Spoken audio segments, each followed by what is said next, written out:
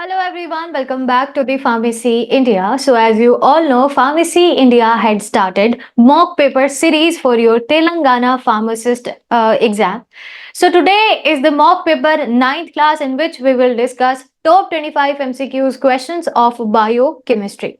So let's begin with the questions, and before coming to the question, make sure to download Pharmacy India mobile app from the Google Play Store to get latest pharmacist updates, and also you can join any test series for your pharmacist exam. So let's get started with first question. Question is, which polar amino acid is known for its ability to form hydrogen bonds and is often involved in structural stabilization of proteins? Your options are asparagine, glutamine, aspartic acid and glutamic acid. So in question it is asking like which polar amino acid is known for its ability to form hydrogen bonds and is often involved in structural stabilization. Means an amino acid which is responsible for the stabilization of protein. So correct option will be A, means asparagine, which is polar amino acid. Polar amino acid.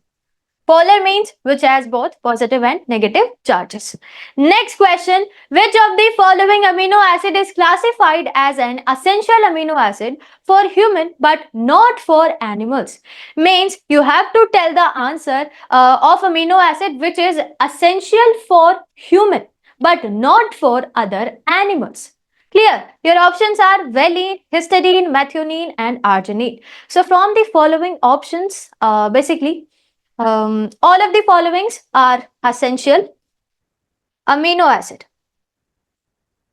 Amino acid. But from four of the following, arginine and your histidine. Arginine and histidine are semi-essential amino acids. Semi-essential amino acid. And from histidine and arginine, histidine is that amino acid which is very important for human but not for other animals. Clear? So the correct option will be histidine. Next question is, which vitamin is essential for the synthesis of collagen and is found in citrus fruit? Before coming to the question, you should know about the collagen.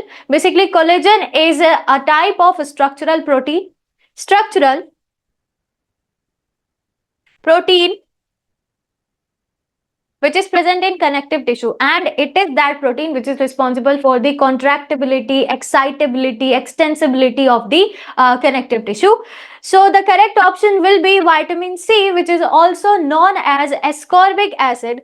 Ascorbic acid, it is responsible for the synthesis of collagen, means that structural protein, and is also found in citrus fruits like oranges,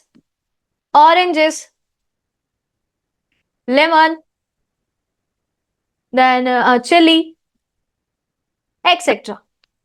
Clear? So the correct option will be vitamin C, means ascorbic acid.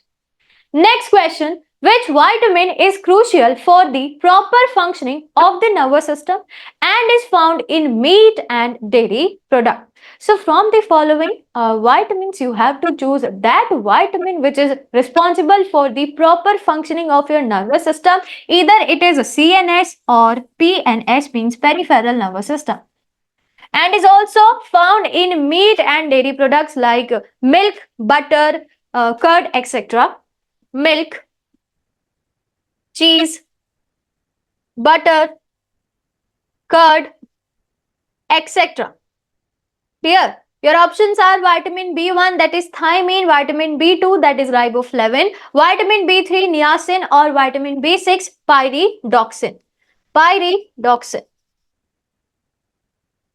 So basically, the correct option will be A, means vitamin B1, which is also known as thiamine.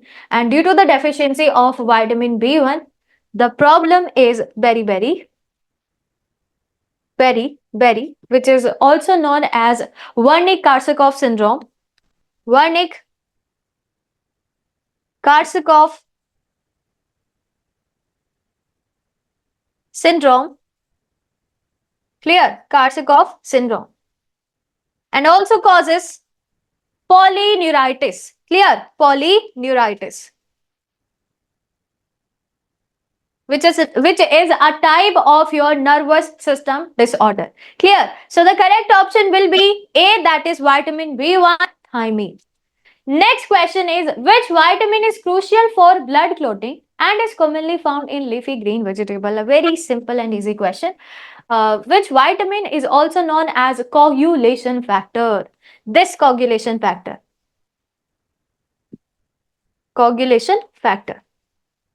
and also commonly found in leafy greens vegetables like spinach or etc. Vitamin K, vitamin B12, D or E. Very simple and easy question. The correct option will be K, which is also known as phyloquinone. Phyloquinone.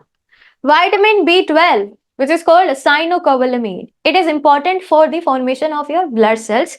Then vitamin D for your bones and teeth, and vitamin E is an antioxidant vitamin. Here, vitamin B12,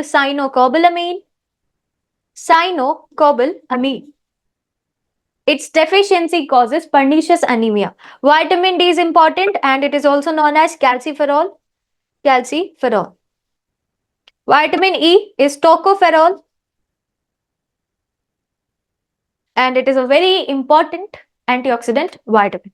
Clear? So basically vitamin K, which is a blood clotting factor, also coagulation factor, and it is very responsible for the blood coagulation. What is blood coagulation? Blood coagulation is that process through which our body stops excessive bleeding. Clear? After a trauma. Next question.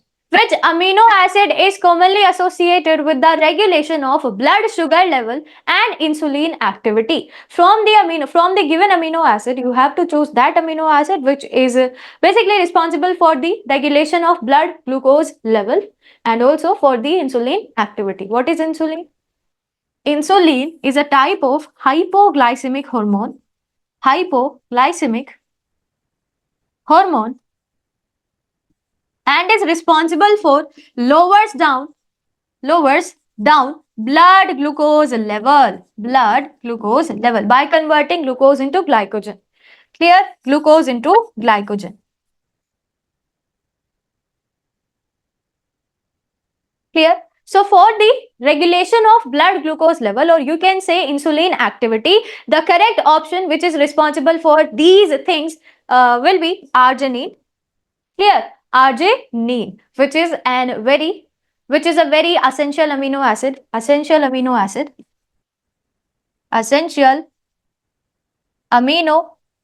acid. Clear? So the correct option will be arginine. Next question is, what is the unique structural feature of cysteine among the standard amino acid? Now, you have to tell the characteristic feature of cysteine from the standard amino acid: aromatic ring, sulfur containing side chain, aliphatic side chain, or imidazole ring. Basically, from the 20 amino acid, we only have 2 such amino acid which have sulfur containing side chain. Clear? Sulfur containing side chain. The one is cysteine and the second is methionine. From which methionine is an essential amino acid and cysteine is non-essential amino acid. Non-essential amino acid. Clear? So the characteristic feature of cysteine and also for methionine is sulfur containing side chain. Sulfur containing side chain. So the correct option will be second. Clear? Okay, next question. Which amino acid is an inhibitory neurotransmitter in the central nervous system? Glutamate, that is glutamic acid, glycine, aspartate, or serine. So basically from the given amino acid, which of the following is an inhibitory neurotransmitter? Means that neurotransmitter which is used to inhibit the chemical messages. Clear? Inhibit or stop, you can say, electrical impulses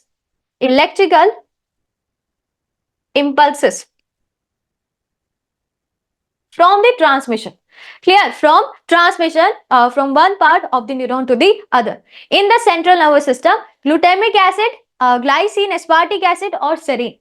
The correct option will be glycine, which is a type of simplest amino acid and is also an inhibitory neurotransmitter in central nervous system, which is used to stop or inhibit messages from transferring from one part of the neuron to the other.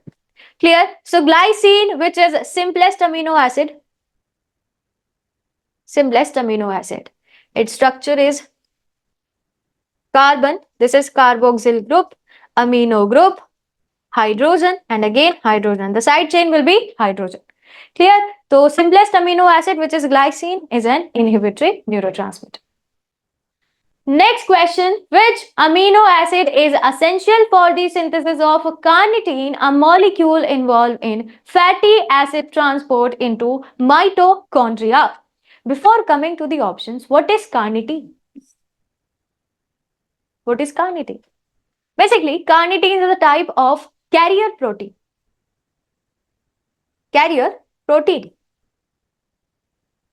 Which is used in beta oxidation of fatty acid.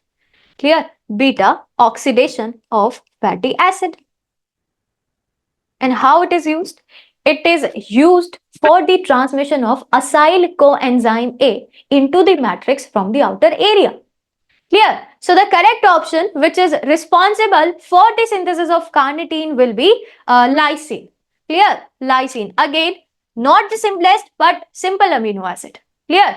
Glycine is responsible for the synthesis of carnitine. What is carnitine? Carnitine is a type of carrier molecule which is responsible for carrying acyl coenzyme A from outer area of mitochondria into the matrix of mitochondria during the process of beta oxidation of fatty acid. Coming to the next question, which globular protein is involved in the transport of lipid in the bloodstream and has a crucial role in lipid metabolisms? Your options are lipoprotein, hemoglobin, immunoglobulins, and collagen. If we talk about lipoprotein, this will be your correct option basically. And if we talk about hemoglobin, is a type of protein which is responsible for the transportation of carbon dioxide and also oxygen in your blood. And third is immunoglobulin, basically antibodies which generates a very important immune response. Antibodies, mainly our body have 5 types of antibodies, that is IgG, IgA, IgM, IgE, and IgD. And your last option is collagen. Collagen is a type of structural protein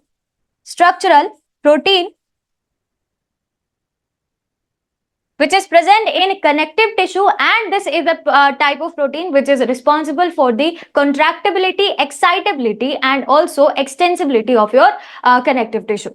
So moving on to the next question. Next question is, which of the following globular protein is involved in the immune response and serve as defense against pathogens? Means from the following globular proteins, you have to choose that protein which is responsible for producing immune response and fight against pathogens. What are pathogens? Pathogens are those microorganisms, you can say microorganisms, which are responsible for causing diseases.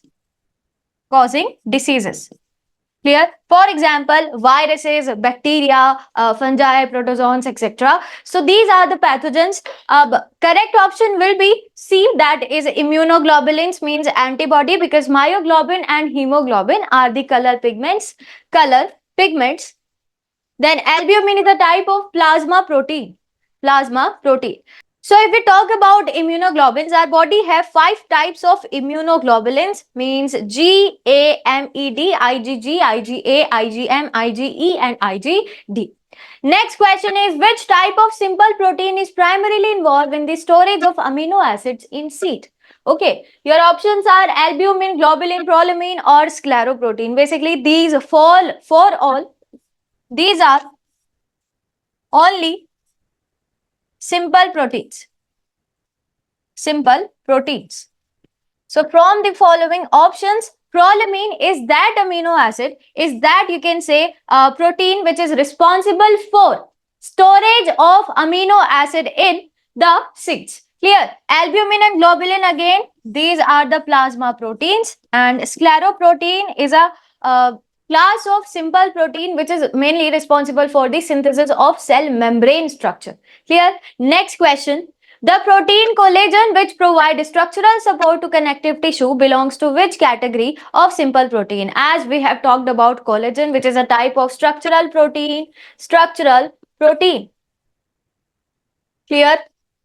Responsible for the elasticity, or you can say compactability, contractibility, or extensibility. So basically, the collagen, which is a structural protein, is belongs to your scleroprotein. Scleroprotein. As I said, these are the type of simple protein which is responsible for the synthesis of, you can say, cell membrane, and also collagen. What is collagen? Collagen is a type of structural protein which is mainly responsible for the contraction of your connective tissue, extensibility, excitability of connective tissue. Clear? Next question. The amino acid with a non-polar aliphatic side chain that has a unique role in collagen structure is. So from the given options, you have to choose that amino acid which is mainly responsible for the synthesis of collagen structure. And that is your none other than glycine, which is again the simplest amino acid. Simplest amino acid with hydrogens side chain. Clear? Valine, leucine and isoleucine. These are all essential amino acid. Essential amino acid. But does not play any role in collagen structure. Clear? Coming to the next question, which non-polar amino acid is involved? Okay, so the question is from non-polar amino acid. Those amino acid which does not have any type of charges, either is it positive or negative. So amino acid is involved in the synthesis of heme. What is heme? Heme is a type of, heme is a part of hemoglobin. You can say iron part of hemoglobin. Clear? Hemoglobin. And is commonly found in proteins associated with oxygen transport. That is your hemoglobin. Hemoglobin is mainly responsible for the transportation of oxygen and carbon dioxide also. So basically, from the given options, so correct option will be isoleucine. Isoleucine, which is a non-polar amino acid and has a very important role in the synthesis of heme. Clear? Coming to the next question, among the following listed amino acid, which one is non-polar and contains a sulfur atom in its side chain, as we have talked about it? Clear? From those 20 amino acids, we only have 2 such amino acids which contain sulfur side chain. Clear? One is cysteine, second is methionine. Clear? So the answer will be cysteine or either methionine. Correct option will be A, methionine. Methionine. Alright. Isoleucine, valine and alanine does not contain any type of sulfur in their side chain.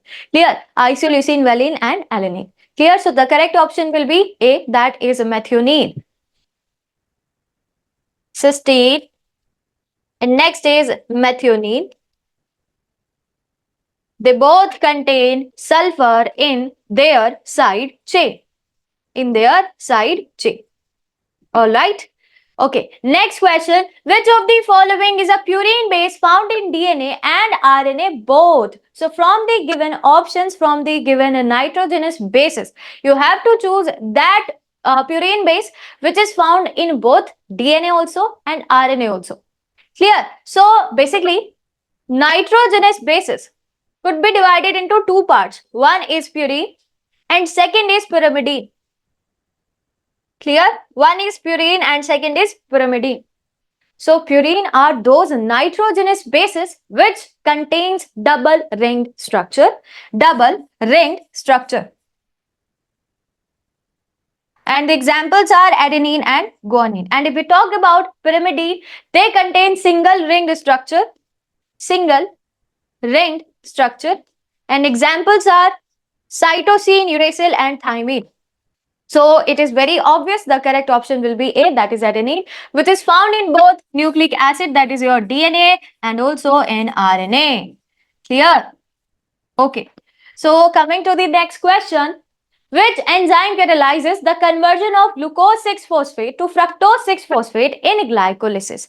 Now, what is glycolysis? Glycolysis is a type of cellular respiration which occurs in all living organisms. Either it is unicellular, multicellular, prokaryotic, eukaryotic, everyone.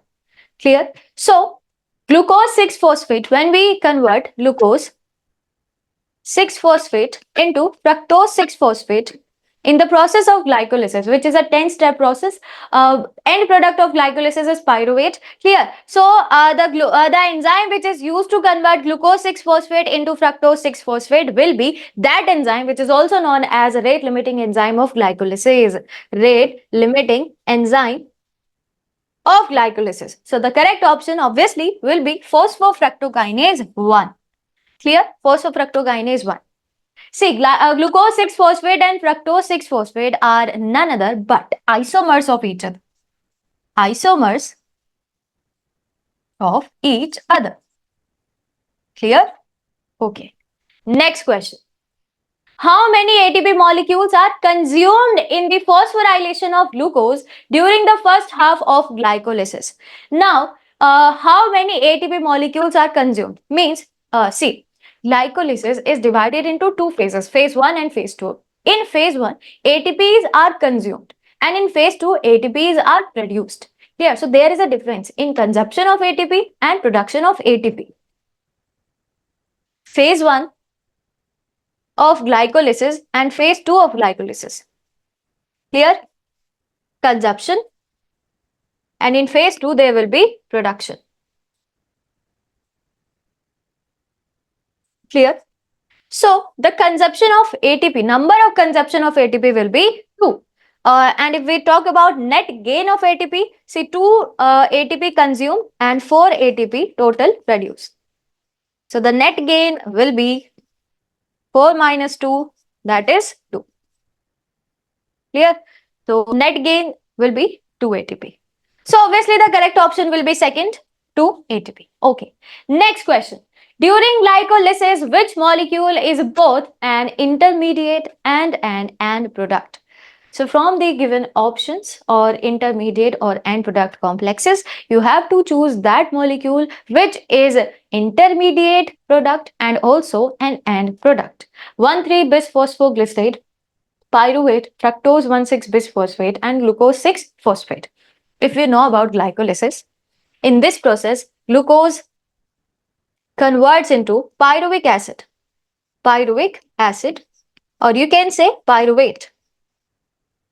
So it is very, very, very easy and very obvious. The correct option will be second, that is pyruvate. Because 1,3-bisphosphoglycerate, fructose 1,6-bisphosphoglycerate and glucose 6-phosphate. These three are only type of intermediate compound or complexes. Clear? So the correct option will be second, that is pyruvate. Okay. Next question. What is the primary function of sphingomyelin among the following lipid molecule? So energy storage, structural component of the cell membrane, precursor of prostaglandins or antioxidant. Basically, sphingomyelin is a type of complex protein and function as a very important structural component of the cell membrane, which is also known as plasma membrane. And what is plasma membrane? Plasma membrane is the outermost layer of animal cell and second outermost layer of plant cell. Clear? So the correct option which is suitable for sphingomyelin's function, that will be structural component of the cell membrane. Clear? Coming to the next question, which lipoprotein is responsible for transporting dietary triglycerides from the liver, from the intestine to peripheral tissues? So basically, here are the options of lipoproteins. LDL, that is low density lipoprotein, very low density lipoprotein and high density lipoprotein, and chylomicron. So if we talk about these three, LDL, VLDL and HDL, mainly they transport cholesterols. Clear? Not dietary triglyceride. Clear? So the correct option will be chylomicron. What is chylomicron? Chylomicron are the class of lipoprotein which are protein coated fat globules and is responsible for the transportation of dietary triglyceride from the intestine, mainly from small intestine, to your peripheral tissue. And what is triglyceride? Triglyceride is that form of lipid which stores in our body. Clear? So it is formed of fatty acid and glycerol. Clear? Glycerol. All right. Next question. Next question is, what is the primary function of bile salt in lipid digestion? Lipid digestion. What is lipid digestion? Means conversion of complex lipid into simple lipid, or you can say absorbable form of lipid. Here, that is the lipid digestion mainly. And what is the function of bile salt? What is bile salt? Bile salt is a component of bile juice. Bile juice formed by liver and secreted by gallbladder. So basically, bile salt, or you can say bile juice, responsible for the emulsification of lipid. Correct option will be A, that is emulsification. Now, what is emulsification? Conversion of triglyceride into absorbable forms, that is your chylomicrons. Triglyceride into absorbable forms, that will be chylomicron.